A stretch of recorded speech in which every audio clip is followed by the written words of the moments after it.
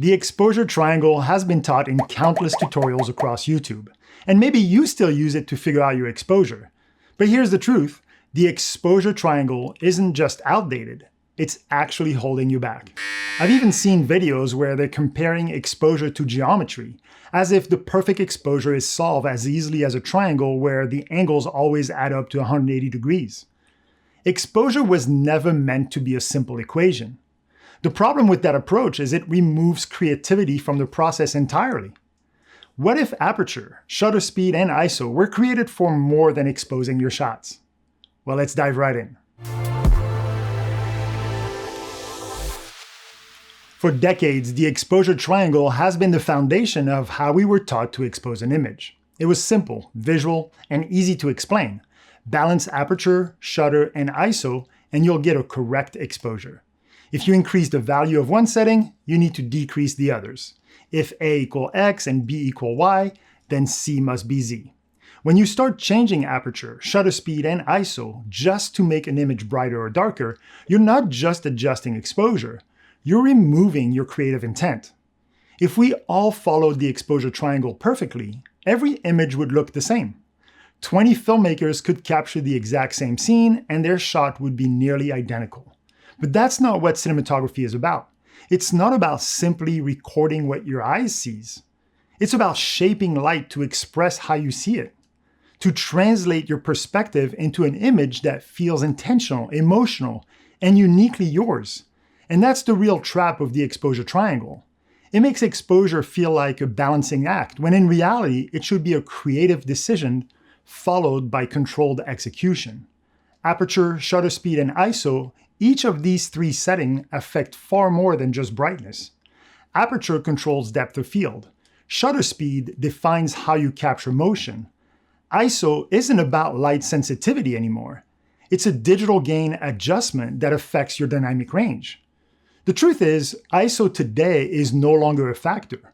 With native ISO now a standard on all cinema camera, and EI shifting ISO to a metadata that you can just adjust in post-production, not on set, ISO simply doesn't belong on the triangle anymore. I always shoot at my camera native ISO. It's locked in. These settings are not exposure tools. Yes, they influence how light reaches the sensor and how the sensor responds to it. But they were designed to control how the image looks. Your camera settings are creative tools, not exposure tools. And that mindset shift is critical, and it will completely transform not only how you work, but the quality of your work. Take these two images for example. Both are exposed correctly, but the difference between them is what? Intentionality. This photographer made a conscious decision about how the image should feel, and execute on that intent. Sure, you can still achieve this shot using the exposure triangle.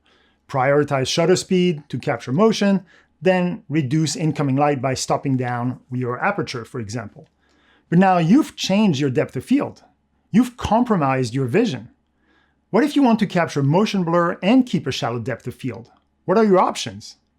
You need to take control of exposure the same way cinematographers always have, using neutral density filters and artificial lighting. ND filters are the only true exposure tools. Their one purpose is to control light, how much of it reaches your sensor. They don't change your depth of field or your motion blur or the texture. They change nothing about your creative choices, only brightness. And that's why cinematographers rely on ND. It protects creative intent while giving precise control over exposure. Once you intentionally lock your aperture for depth of field, lock your shutter for motion, and lock your ISO to its native for clean dynamic image, you then can work on exposing your shot based on the settings you picked to capture your vision. Need to remove light? Add more ND filter. Your image is too dark? Remove some ND filter and add lights where you need it. It can be bounce boards, reflectors, or practicals. Oh, and by the way, do you know that exposure is also a creative process? Before exposing your image, you should have made decisions about contrast and levels. How dark do you want your shadows? How bright should your highlights be?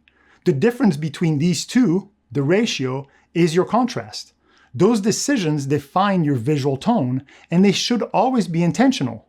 When you stop thinking in terms of the triangle and start thinking in terms of intent, your images change. You start lighting deliberately. You start noticing how contrast, reflection, and shadows shape emotions. You use aperture for storytelling, not exposure. You use shutter for feelings, not brightness. And you use ISO for dynamic range, not for brightening a dark scene.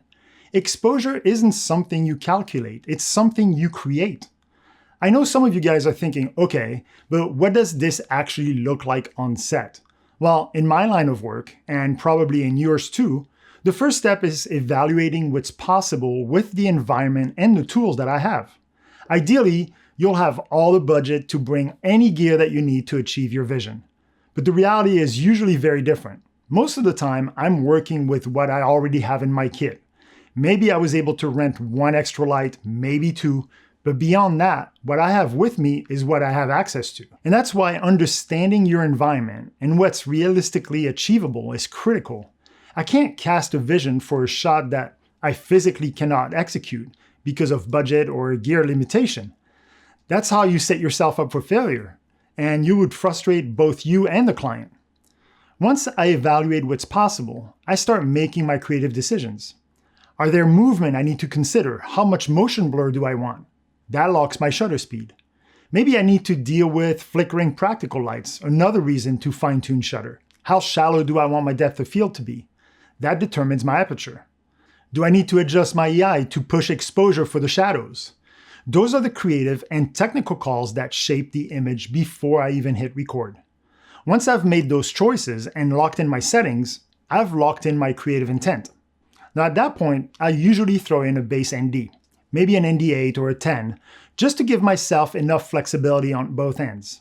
And sure, the image might look completely underexposed or even overexposed at that moment. But now I know what I'm working with. I can check my monitor and my scopes to see exactly what it's going to take to expose the image correctly. This is also when I need to reassess. Is my creative vision achievable with the tools that I have? If the image is pitch black and I don't have enough light to lift it, I have to adjust the vision. Adapting intent to reality while keeping the creative goal in sight. Now I can start shaping the light.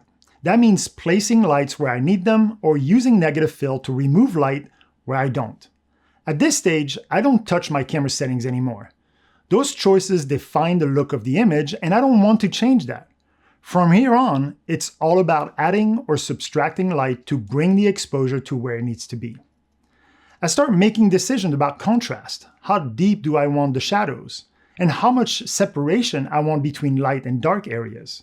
I'll adjust the intensity of my lights while watching the monitor with the false color turned on to make sure that each area of the image hits the levels that I want. If I need more levels and my lights aren't strong enough, then I'll just lower my ND, maybe down to an ND6 or even a 4 to let more light in.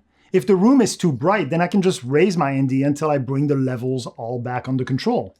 At this point, exposure becomes simple, not because it's automatic, but because it's intentional. Once you think this way, everything opens up. You're no longer asking, what should my aperture be set to? You're asking, what do I want this image to feel like? And that's the difference between shooting technically and shooting intentionally. Because anyone can balance a triangle, but only a cinematographer can craft a feeling. When you stop seeing your camera settings as exposure tools and start treating them as creative choices, you'll take full control of your image. You're no longer limited by numbers or formula, you're guided by visions. Every settings, every decision, every adjustment serves the story, not an equation. So drop a comment below and share how your approach to exposure has changed or how you plan to approach it differently after watching this. And if you want to dive deeper into mastering the art of cinematography, make sure you subscribe to the channel and check out my online course on camera settings. It's designed to help you take full creative control of your image. Thanks for watching and happy filming.